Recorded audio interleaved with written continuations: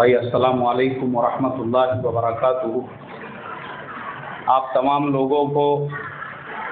رمضان المبارک کا یہ مبارک مہینہ بہت بہت مبارک ہو، جس کے لیے لوگ دعائیں کرتے ہیں، جس کے لیے لوگ تمنائیں آرزویں کرتے ہیں، لیکن بہت سارے اللہ ان کی دعاؤں کو قبول کر کے ان کو رمضان عطا فرماتے ہیں، اور بہت سے ایسے ہوتے ہیں کہ رمضان سے پہلے ہی وہ دنیا سے چلے جاتے ہیں۔ ہم تمام لوگ بہت ہی خوش قسمت ہے، اللہ تبارک و تعالی نے ہم تمام کو یہ مبارک مہینہ عطا فرمایا، اور آج ہم نے اس مبارک مہینے کی یہ پہلی نماز مکمل کی، اور اس مہینے کے اندر اب ہم داخل ہو چکے ہیں۔ یہ ہماری پہلی نماز، پہلے لمحے اور پہلی گھڑیاں ہیں۔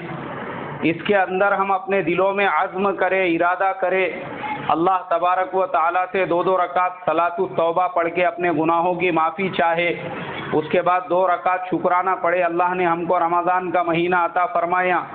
اور اس کے بعد 2 رکعت صلاۃ الحاجت پڑھ کے اللہ تبارک و تعالیٰ سے یہ دعا کرے کہ اے اللہ اس مبارک مہینے کے ایک ایک منٹ، ایک ایک لمحے، ایک ایک سیکنڈ کو ہم تمام کو وصول کرنے کی اور صحیح طریقے سے گزارنے کی توفیق عطا فرما۔ تو یہ مبارک مہینہ شروع ہو چکا ہے، اس کے اندر ہم زیادہ سے زیادہ وقت اپنا عبادتوں میں گزارے، زیادہ سے زیادہ وقت تلاوت کلام پاک کے اندر گزارے، اپنی زبان کو ذکر کے اندر، جیسے کہ حدیث میں ہے کہ کثرت سے لا الہ الا اللہ اور استغفر اللہ کی تسبیح اٹھتے بیٹھتے چلتے پھرتے اس مہینے میں پڑھنا چاہیے۔ ہم پڑھتے رہے، رکشہ چلانے والے ہیں تو رکشہ چلاتے چلاتے پڑھے، دکان پہ بیٹھنے والے ہیں تو کاؤنٹر پہ بیٹھے بیٹھے پڑھے، ملازمت والے ہیں تو کمپیوٹر پہ بیٹھے بیٹھے پڑھے، جو آدمی جس لائن میں ہے وہ چلتے پھرتے اٹھتے بیٹھتے کثرت سے جو ہے اپنی زبان سے ذکر کرتا رہے، دعائیں کرے اللہ تبارک و تعالیٰ سے کثرت سے، اور اس کے علاوہ اپنے ہاتھ کو تھوڑا وسیع کرے اپنے گھر والوں کے لیے، اپنے رشتہ داروں کے لیے۔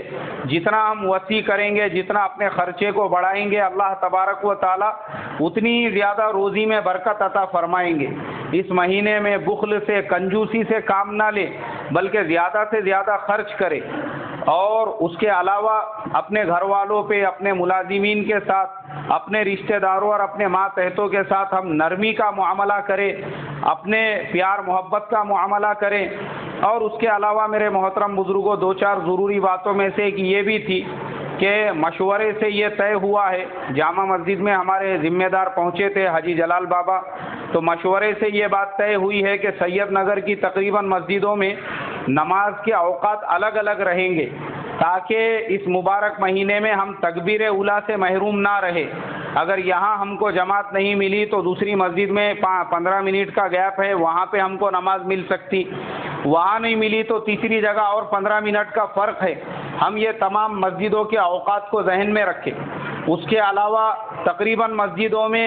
تراویح کی ترتیب ایک ہی رہیں گی، 12 دنوں تک سوا پارہ پڑھا جائے گا، تاکہ آپ میں سے گڑبڑ میں کوئی جامع مسجد میں چلا جائے تو بھی اس کو پارہ آگے پیچھے نہ ہو، کوئی اگر جامع مسجد سے نور مسجد میں آ جائے تو بھی اس کی تراویح میں بے ترتیبی نہ ہو۔ اس کے لیے مشورے سے یہ طے کیا گیا ہے کہ شروع کے 12 دنوں تک سوا پارہ پڑھا جائے گا،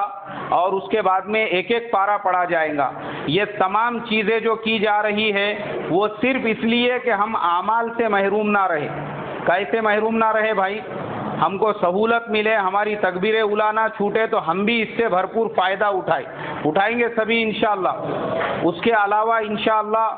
جیسے کہ اپنے مسجد میں ہر سال تراویح کے بعد میں 10-15 منٹ جو تفسیر ہوتی ہے، قرآن کا جو پڑھا گیا اس کا خلاصہ بیان ہوتا ہے، اس سال بھی وہ بیان کیا جائے گا۔ آپ تمام لوگوں سے درخواست ہے کہ اوقات کے اہتمام کے ساتھ میں مسجدوں میں اول وقت میں پہنچے، پہلی صف میں جگہ تلاش کرے، اور پہنچنے کے بعد ذکر و اذکار میں مشغول رہے۔ کریں گے بھائی سبھی اس کی فکر اور کوشش، اللہ عمل کی توفیق عطا فرمائیں۔ ایک اور ضروری بات یہ ہے کہ جتنا بہتر یہ ہوگا کہ ہم اپنے گھر سے ضروریات سے فارغ ہو کے اور وضو کر کے مسجد میں پہنچیں، تاکہ رمضان کا مبارک مہینہ ہے، مسافروں کی تعداد بھی اور اللہ کے راستے میں چلنے والے ہمارے ساتھی بھی ہوتے ہیں،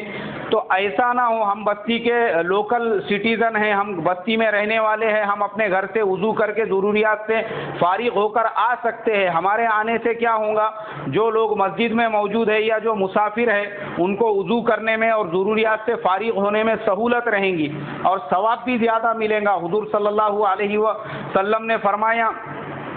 گھر سے وضو کر کے مسجد میں جانے والے کی مثال ایسی ہے جیسے گھر سے زرہ بختر پہن کر اللہ کے راستے میں جہاد کو جانے والے کی ہے۔ اور پھر ایک روایت میں فرمایا کہ جو آدمی اپنے گھر سے وضو کر کے مسجد میں جاتا ہے اس کو ہر قدم پر ایک ایک نیکی ملتی ہے، اور ایک روایت میں یہ ہے کہ ہر قدم پر 1 سال نفل عبادت کا ثواب ملتا ہے۔ کریں گے بھائی اس کا بھی اہتمام۔ اللہ مجھے آپ کو کہنے سننے سے زیادہ عمل کی توفیق عطا فرمائے اور اس مبارک مہینے کی قدردانی کرنے کی توفیق عطا فرمائے۔